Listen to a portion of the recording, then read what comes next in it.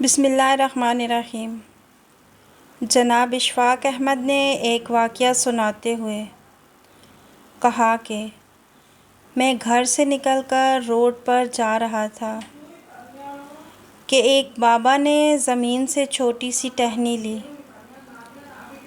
اور فرش پر رگڑ کر بولا، لو میں تمہیں انسان کو بندہ بنانے کا نسخہ بتاتا ہوں۔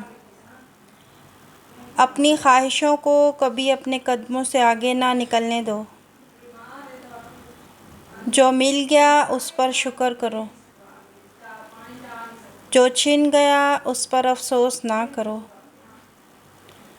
جو مانگ لے اس کو دے دو اور جو بھول جائے اسے بھول جاؤ۔ دنیا میں بے سامان آئے تھے، بے سامان واپس جاؤ گے۔ سامان جمع نہ کرو، ہجوم سے پرہیز کرو۔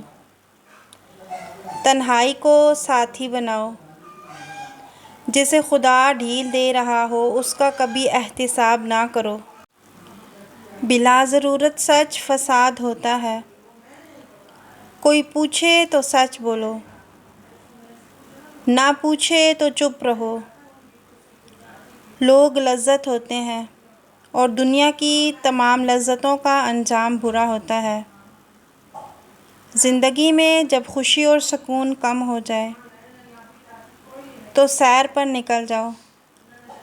تمہیں راستے میں سکون بھی ملے گا اور خوشی بھی۔ دینے میں خوشی ہے، وصول کرنے میں غم۔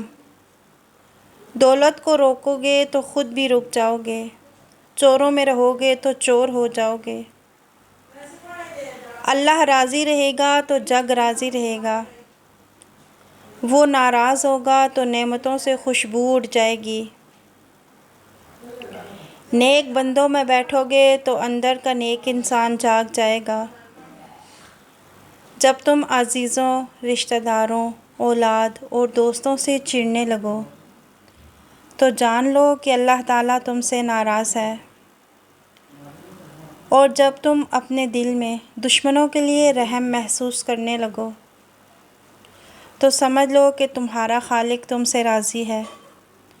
ہجرت کرنے والا کبھی گھاٹے میں نہیں رہتا۔ بابے نے ایک لمبی سانس لی، اس نے میری چھتری کھولی، میرے سر پر رکھی اور فرمایا، جاؤ تم پر رحمتوں کی یہ چھتری آخری سانس تک رہے گی۔ بس ایک چیز کا دھیان رکھنا، کسی کو خود نہ چھوڑنا، دوسرے کو فیصلے کا موقع دینا۔ یہ اللہ کی سنت ہے۔